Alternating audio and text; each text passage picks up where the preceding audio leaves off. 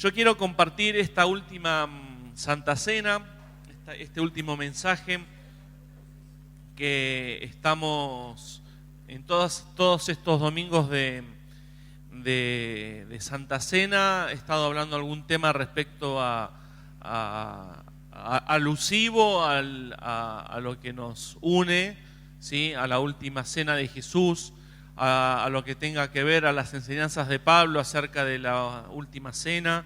Yo quiero terminar con un tema muy interesante, pero necesitamos estar tranquilos, receptivos, escucharlo, ser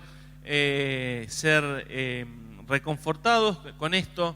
El apóstol Pablo, las correcciones que daba no era para pisarle los talones, sino era para ayudarlos a crecer, a formarse, ayudarlos a entender. Y eso es lo que nosotros necesitamos hoy en día. No solamente necesitamos como hemos hecho hace unos minutos, una oración para que usted sea libre. Usted es libre hasta que deja de serlo. Hoy está acá, recibe la libertad y sale y se vuelve a esclavizar. ¿O no? Nos pasa constantemente en estas cosas. Por eso la importancia de crecer. La persona que sufre, que está pasando alguna dificultad emocional, necesita un auxilio económico, sale de ese problema económico, pero si no soluciona su problema de base, que es un mal administrador, una persona que utiliza mal sus recursos, vuelve a lo mismo. Y por eso decimos, el Señor nos vino a ser verdaderamente libres. Y el problema mayor que tenemos somos nosotros mismos. Nosotros mismos somos los causantes, los desertores de lo que Dios preparó para nosotros. Nosotros somos los que agarramos y decimos, nos retobamos, decimos que sí, que no, queremos enseñarle al Señor cómo hacer las cosas. Si tan solo pudiéramos permitirnos quebrar como aquel vaso aquel perfume, quebrarnos, saldría un perfume tan rico, tan delicioso, pero somos a veces tan duros, cabezones.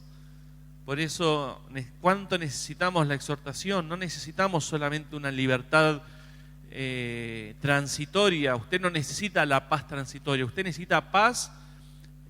No ahora, sino en el día miércoles a las 10 de la mañana. ¿Me entiende? ¿Entiende por qué decimos que necesitamos aprender, necesitamos crecer, necesitamos entender nuestro problema de base? Si tenemos que resumir, y es algo que hablamos constantemente, el mayor problema sos vos. El mayor problema que tenés sos vos y tus decisiones.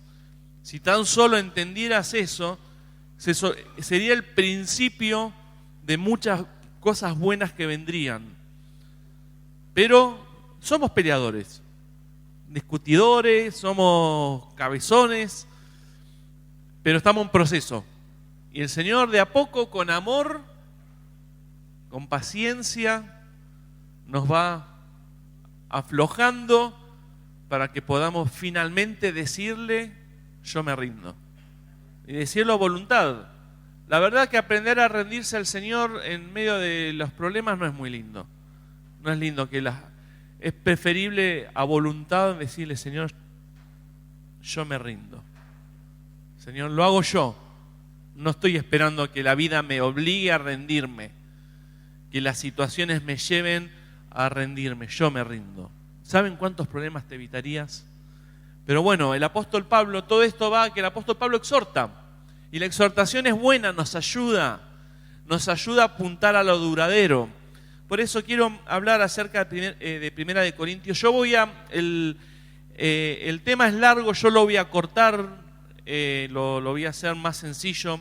Después voy a distribuir el bosquejo con todos los puntos.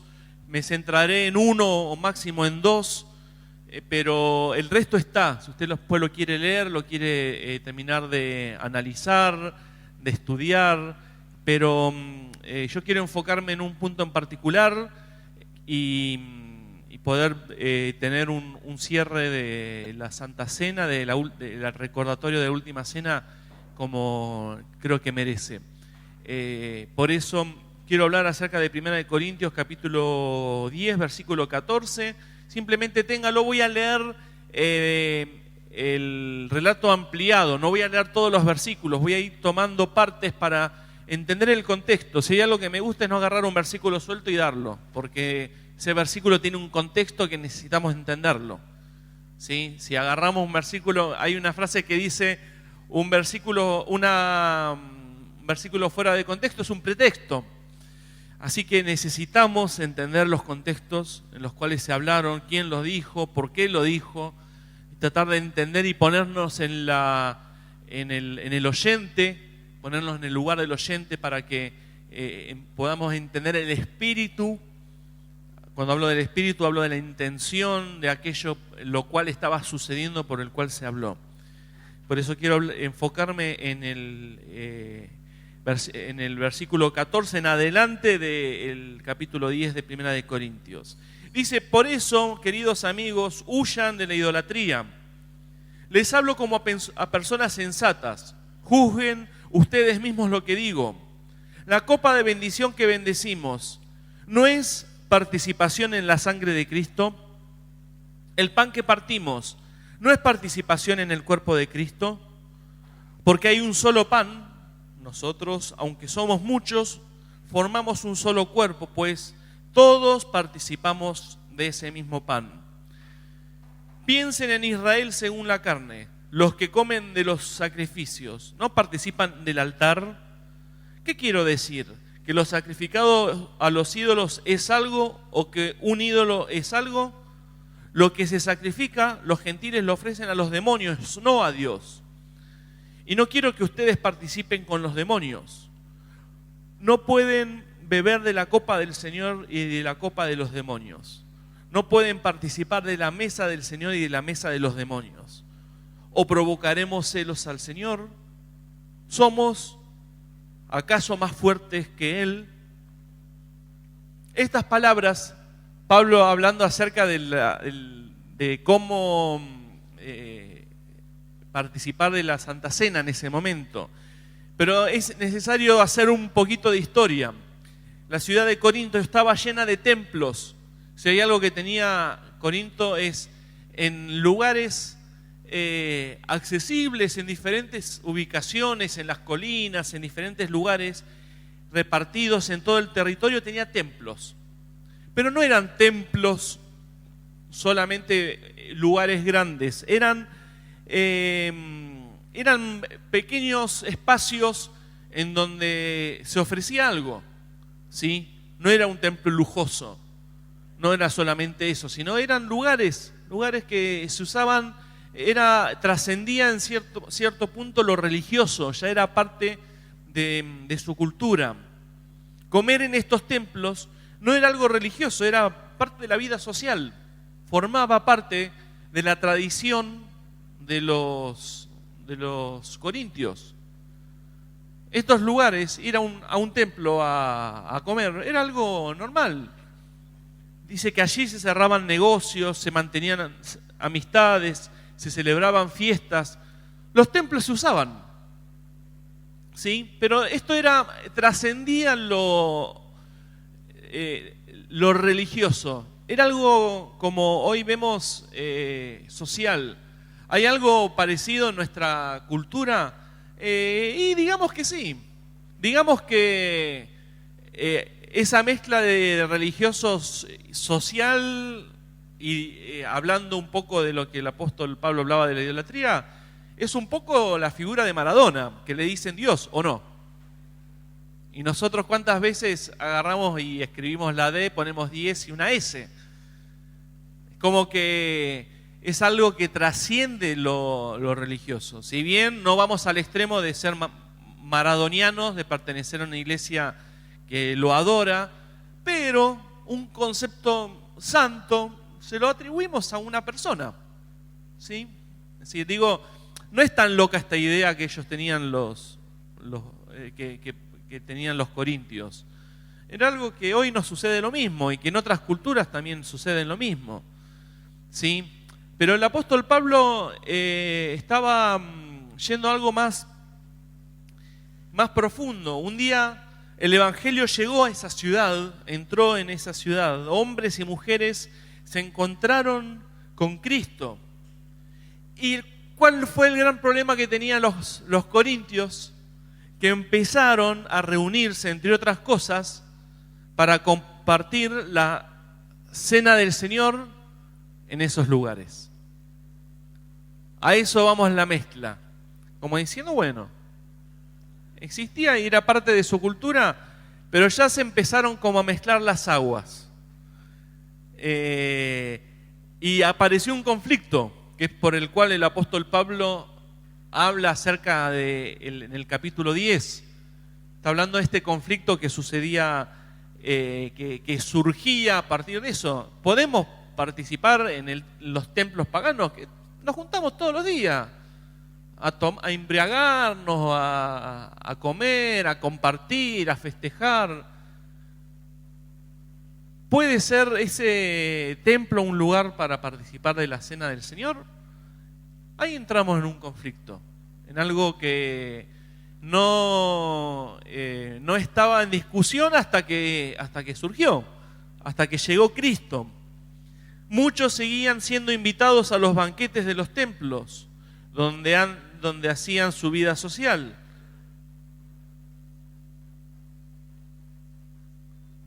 Si bien, aclaro la connotación, que lo que se hacía en el templo era un acto de adoración a un Dios, pero se hacía.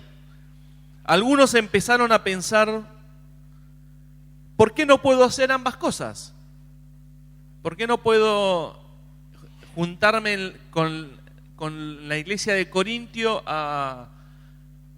con los hermanos a participar, los hermanos en la fe, los que conocieron a Cristo, a participar de la cena del Señor, pero también me puedo seguir juntando a tomar y a comer algo para ofrecerle a los dioses? Total, ¿qué problema hay?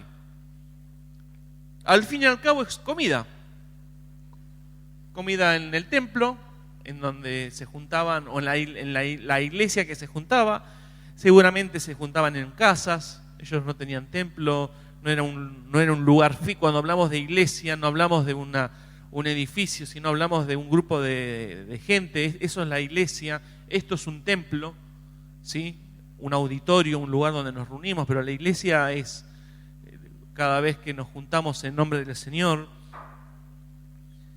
Entonces, podemos hacer más cosas. Podemos terminar de participar de la cena del Señor y ir a comer hoy en día unos choripanes que se sacrifican para algún dios pagano, pero siempre lo hicimos. ¿Cuál es el problema?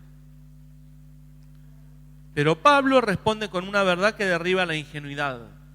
Sí, significa algo. Todo tiene un significado. Detrás de cada mesa, detrás de cada banquete, detrás de cada participación, hay una realidad espiritual que une, compromete y define a la persona. Cada mesa tiene un anfitrión invisible.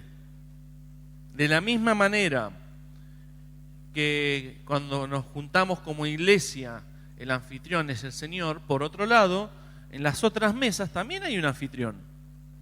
Siempre hay un anfitrión. Lo veamos o no lo veamos, de hecho, al Señor no lo vemos. Estamos acá por medio de la fe, porque no lo vemos, no lo sentimos, no lo palpamos, pero está dentro nuestro y por medio de la fe. El concepto de la fe, aquello que nosotros no entendemos, no vemos, no palpamos, no es tangible, existe. Sabemos que es verdad. Por eso estamos acá. Acá no tenemos figuras.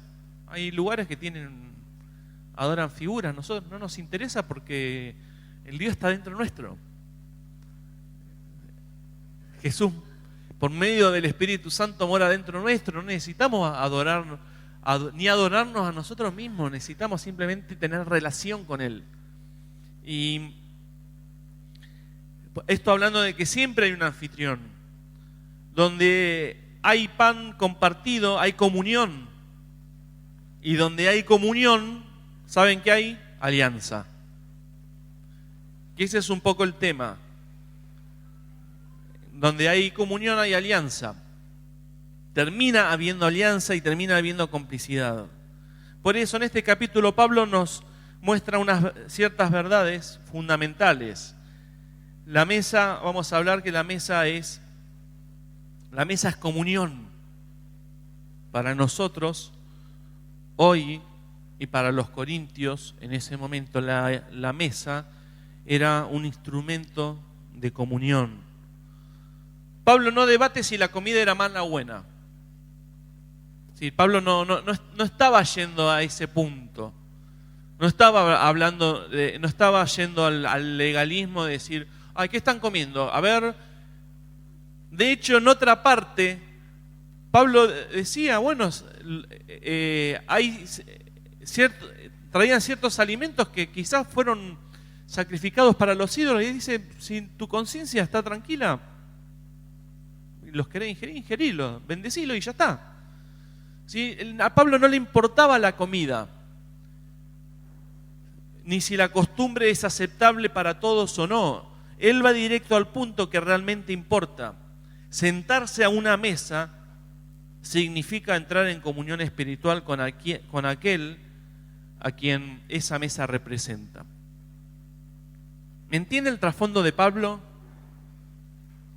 Pablo no va a lo visible o lo superficial. Pablo va un poquito más profundo. Va un toque más a fondo. Cuando el apóstol se refiere a participar, utiliza el término koinonía, término que usamos mucho haciendo referencia en el griego a la unión mucho más profunda, a un vínculo que une a la persona con quien compartimos. Y eso es lo que el apóstol Pablo se refería. Por eso en nuestro lenguaje, como para que nosotros podamos entender la diferencia, para usar algo quizás práctico, nuestro lenguaje cotidiano, podemos hablar de la diferencia entre compartir y vincularnos. Porque vos me podés decir, sí, estamos en un mundo, sí, compartimos en un mundo un montón de cosas. Compartimos aún en nuestras familias que quizás no conocen al Señor. Pero ¿saben cuál es el punto? Compartimos. Y eso es lo que habla. El otro es el vincular. Que el vínculo está acompañado de una complicidad. Esto lo vemos en la adolescencia o en el colegio, en los grupos. Hay un grupo de alumnos en lo cual se forman 2 o 3. Se hace como una koinonía entre varios, se hace un grupito en donde ese es el mejor ejemplo que te puedo dar para que nos sea fácil entenderlo. Nos puede una maestra sentar con otro, pero estamos constantemente mirando a nuestros amigos, con aquellos que tenemos koinonía. ¿Y en el recreo a dónde nos vamos? ¿Nos vamos con los que nos pusieron en el grupo? No, ¿con quién vamos? Con ese grupito. Entonces vemos un grado, un aula en donde está lleno de grupos, está lleno de koinonías, diferentes koinonías que forman parte de un grupo mayor, pero que no es homogéneo, es bastante heterogéneo, está dividido. Y a esto se refería el apóstol Pablo. A esto es lo que él se refería, compartir y vincularnos. la coinonía o simplemente es compartir. Nosotros no somos de este mundo. Nuestra ciudadanía no es de este mundo. Tenemos que compartir tiempo con aquellos que no conocen al Señor, pero no tener coinonía con ellos. Y esto no significa, esto trasciende la amistad, esto trasciende muchísimas cosas. Porque vos podés tener amigos sin tener coinonía, obvio que podés tenerlos. Porque hay cosas que quizás, esto va también al concepto de amistad que tenés, no vamos a entrar en hablar de un concepto bíblico, eso es según tus experiencias, la experiencia de tu vida.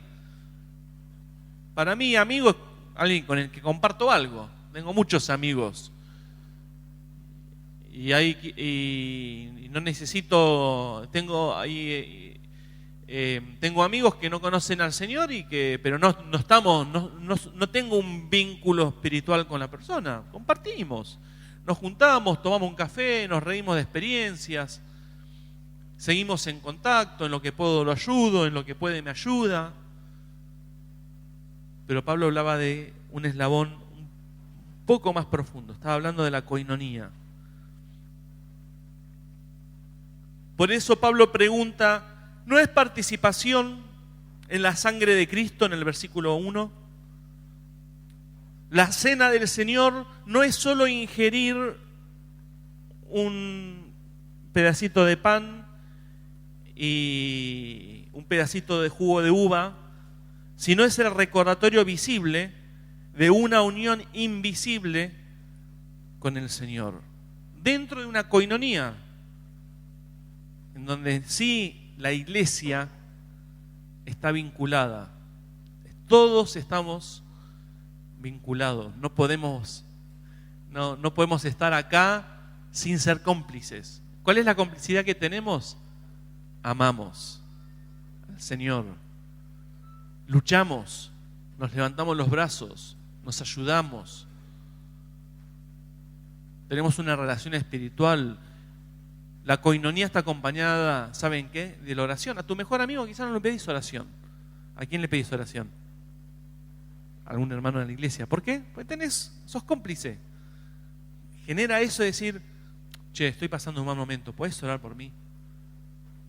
Quizás ni a tu marido, ni a tu esposa le decís, pero se lo decís a tu hermano de la iglesia. ¿Por qué? Porque existe, el Espíritu Santo produce una coinonía entre nosotros, en donde Cristo es la figura principal. Cristo está en medio nuestro. Esto es, y es hermoso, entender que la Santa Cena es el recordatorio de nuestra unión con Cristo. ¿Saben qué? No es la única iglesia que participa de la última cena. Recuerda la última cena. Está lleno de iglesias a lo largo y a lo ancho del país, y a lo largo y lo ancho del mundo, a lo largo de la historia.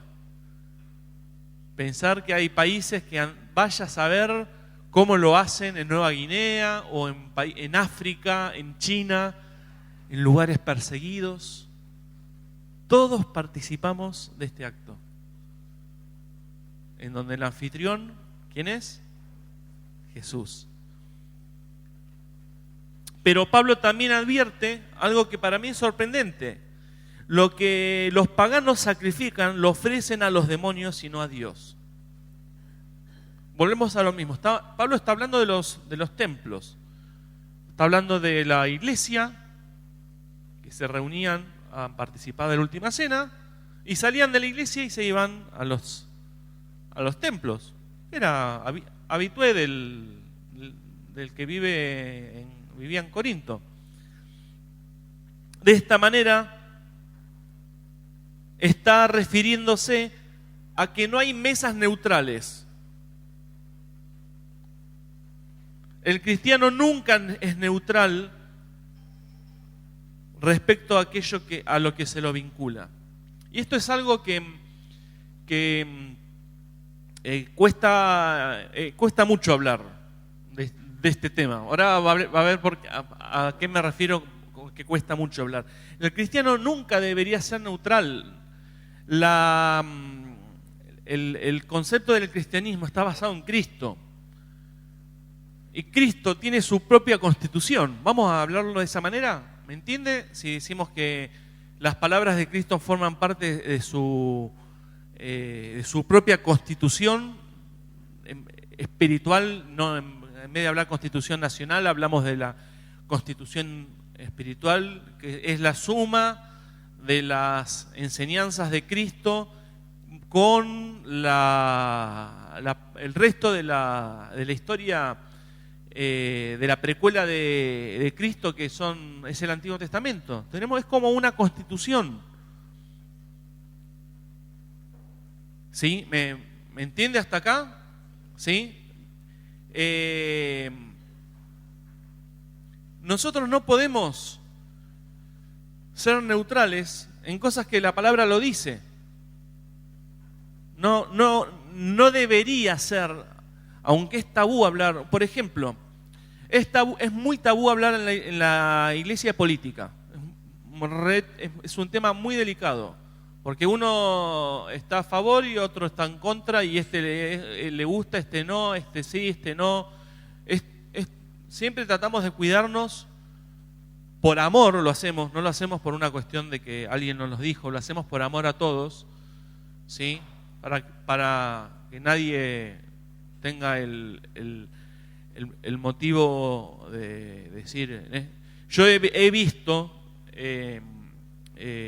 videos que en iglesias se han roto diarios hablando en contra de medios de comunicación. Yo lo he visto con mis propios ojos y he hablado con personas que lo han participado hay iglesias que son muy partidarias. Pero, ¿y qué hacemos con los conceptos bíblicos? Si los que nos representan están a favor del aborto, o promulgan el aborto, o promulgan la agenda destructiva, en donde la agenda 2030, que se busca armar un gobierno mundial, y nuestro partido de turno nos gusta. ¿Qué hacemos con los principios? ¿Me entienden que el cristiano no es neutral? Y con esto no te estoy diciendo quién está bien y quién está mal. Eso es una cuestión evaluativa tuya. Porque mi punto no es hablar de política, sino es hablar de la neutralidad. Estamos hablando, por eso digo, es un tema un poco complicado, porque algunos te pueden decir, sí, pero el otro, y el otro te dice, sí, pero digo, ¿y en qué parte entra nuestra constitución espiritual? El valor de la familia, la corrupción. Yo cuento algo que sucedió hace muchos años. Mi prima, cuando yo tenía 14, 15 años, murió en un accidente en Banfield. Fue un accidente muy grotesco. Ella cometió el error de cruzar frente al colectivo detenido, y pasó un auto y la arrolló. Y no solo la arrolló, sino que la expulsó el choque, y luego el conductor se dio a la fuga y la pasó por encima. Así que, bueno. ¿Sabe que no estuvo preso la persona? Con contactos se arregla todo. Entonces, a lo que voy es, ¿me entiende la neutralidad? De que uno no puede ser neutral a las cosas. Pues de acuerdo con quién estás, está bien, ganás o perdés un poco. una cuestión hereditaria de familia, pero nunca nos ponemos a pensar cuánto de lo que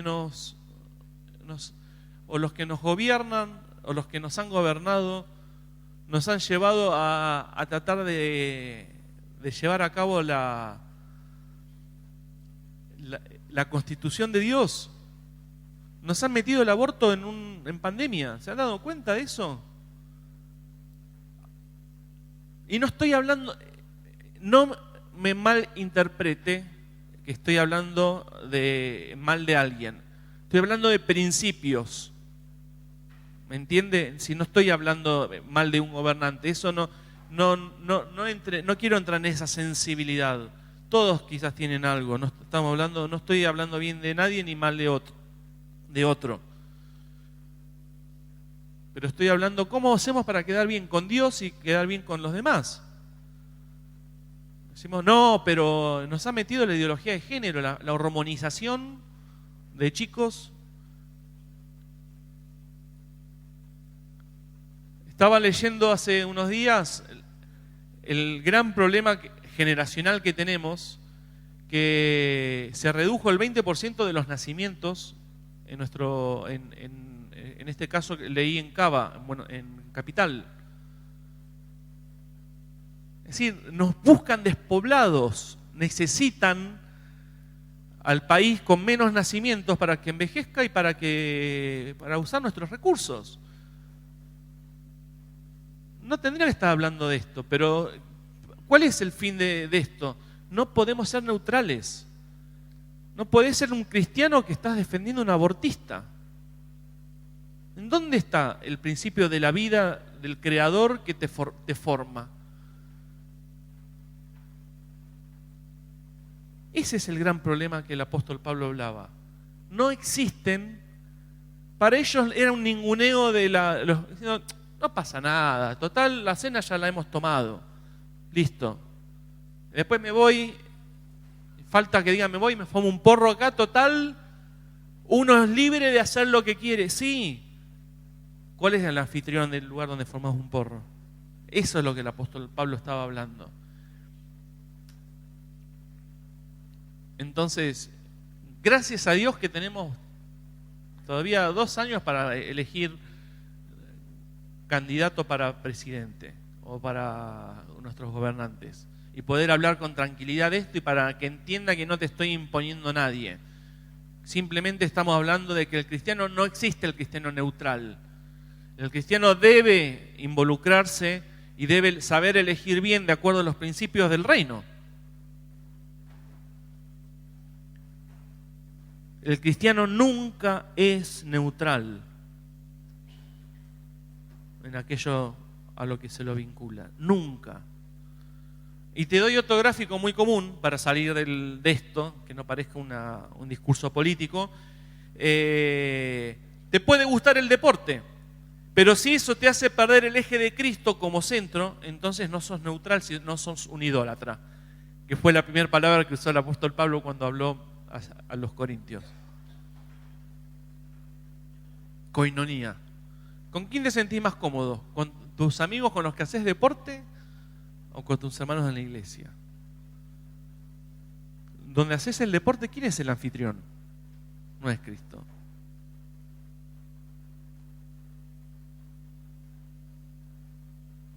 Y hay un tema que tampoco nos gusta escuchar, que es la idolatría. Bueno, la idolatría nosotros respetamos a todos aquellos que en su forma distorsionada o no buscan a Cristo. Según los católicos también. Un católico busca a Cristo a su manera, pero lo hace o no. Y nosotros no podemos decir que tenemos dueño de la verdad porque nosotros somos bastante antibíblicos. El evangélico es bastante antibíblico. Por eso les decimos, lea la Biblia. Si no agarre a una persona un predicador. En vez de eso, lea la Biblia, lea las palabras de Jesús. Sea usted es cristiano, lea a Cristo. Pero usted lea a Cristo, lea las enseñanzas de los apóstoles.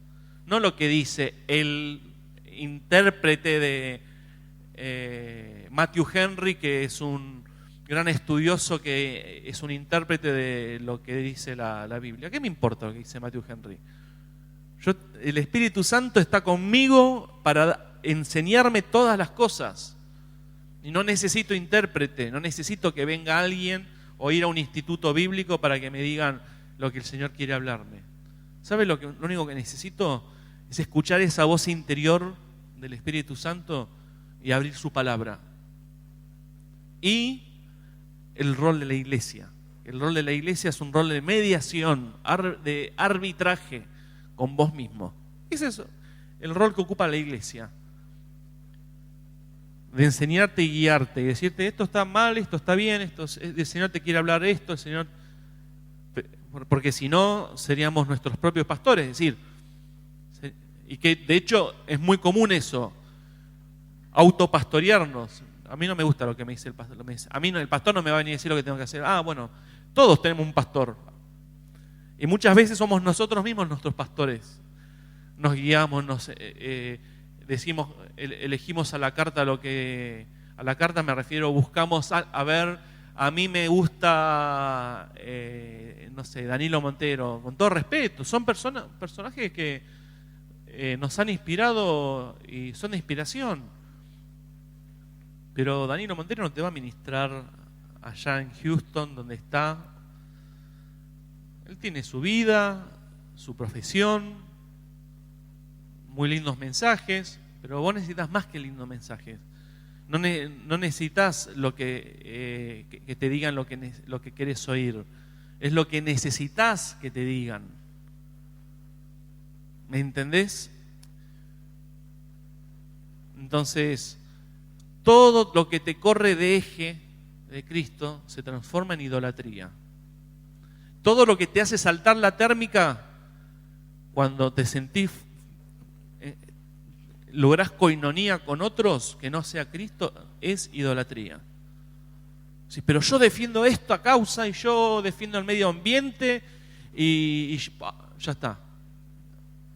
¿El anfitrión quién es? ¿Cristo? No, el medio ambiente.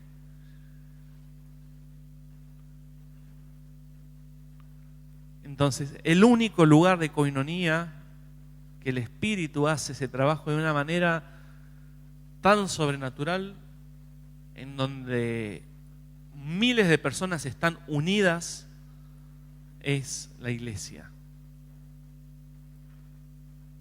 Es la iglesia, es el grupo de personas que aman y defienden y aman a Cristo y lo adoran, lo alaban. Todo banquete implica alianza. La mesa del Señor nos une a Cristo. Pero tengan en cuenta lo siguiente: la mesa de los ídolos une a lo oculto y al que lo maneja espiritualmente. ¿Entendemos que hay debilidades y fortalezas? ¿Sí? ¿Entendemos? ¿Puede levantar su mano? ¿Sí? ¿Entendemos que hay debilidades y fortaleza? Genial. Podemos entender que el fútbol para nosotros como argentinos es una debilidad. No hablo del deporte en sí, sino el fanatismo. Podemos entender que como hay otras culturas que tienen otras debilidades y otras fortalezas, el argentino es bastante idólatra en el fútbol. Podemos verlo de esa manera, ¿sí? Que se le dice Dios a un drogadicto que, con todo respeto, ¿sí? Una persona que ha luchado con sus adicciones como un ser humano común, pero se le dice Dios y se le dice Mesías a un jugador de fútbol. ¿Eso es idolatría o no? Entonces, esas son las mesas que el apóstol Pablo te dice. Ahora participás y después estás esperando corriendo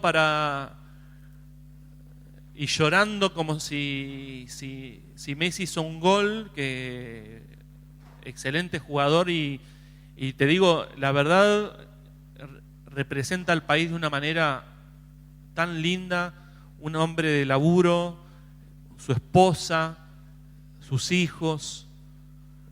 Qué lindo que nos represente una persona así, con principios familiares, cuidando a sus hijos. Qué lindo, es hermoso. Pero el argentino lo adora. Lo único que le falta, y no estoy diciendo que está mal comprarse una camiseta, puede pensar para cualquier lado, pero no estoy diciendo eso, estoy hablando de algo más profundo, algo que hace que sea el Cristo del deporte y que el anfitrión no es Messi, es algo más, algo espiritual que no vemos, pero está ahí. No nos une Cristo, nos une Messi, nos une el fútbol. Estamos cantando, acá levantamos las manos y a duras penas nos cuesta, o cuando decimos oremos, nos cuesta levantar las manos, pero cuando tenemos que cantar tipo cancha así tipo de carcelero, así lo hacemos. Está todo bien, pero digo, no son cosas que hacemos como en otro ambiente porque está bien, uno dice, pero es parte del folclore, sí, pero no hace a nuestra neutralidad. Somos cristianos. ¿Te puede gustar el deporte? Sí, pero que no sea tu ídolo. ¿Sí? Porque recuerda las últimas palabras del apóstol Pablo. ¿Provocaremos celos al Señor? Por eso quiero dejar, los otros puntos los voy a dejar en el bosquejo para el que lo quiera después leer. Yo quiero quedarme con esto y cerrar con esto. Yo pido a los chicos que puedan ir pasando para tocar, pero yo quiero que entendamos que no existe el neutral. O somos de un bando o somos del otro. La actitud de las personas es muy binaria. Binaria es 0 o 1. O sos o no sos. O sos cristiano o no sos cristiano. Pero no existe el soy cristiano acá, pero defiendo al Señor.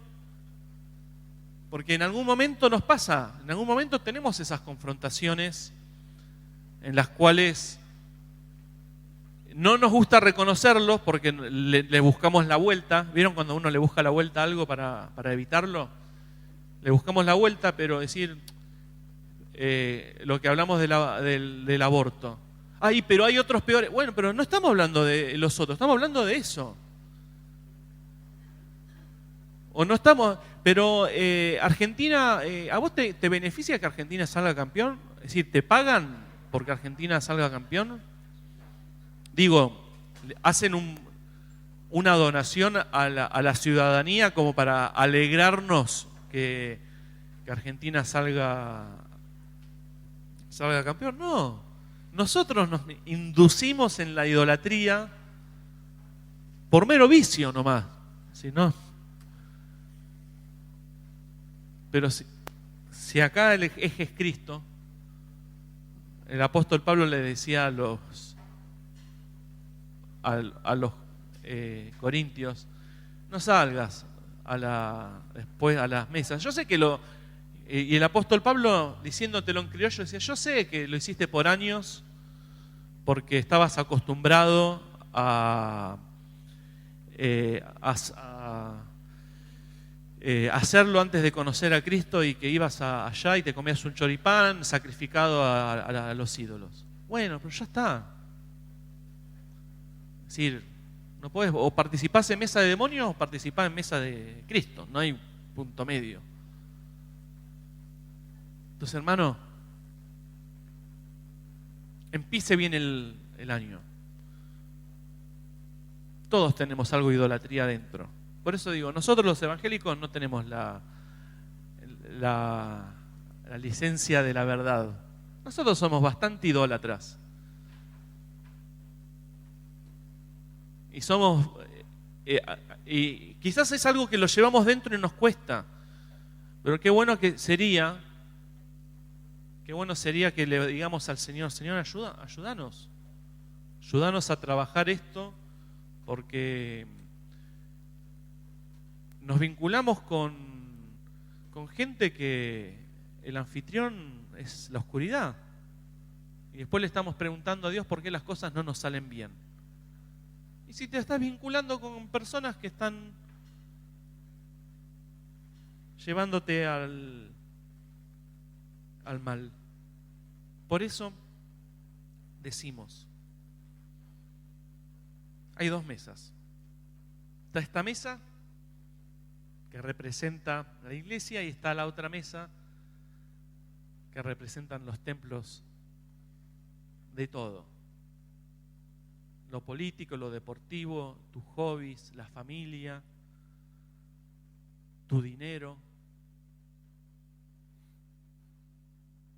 Vos, nosotros muchas veces somos los ídolos de nosotros mismos. Somos el eje el ombligo del mundo. Por eso, y vayan pasando los hermanos para servir la Santa Cena.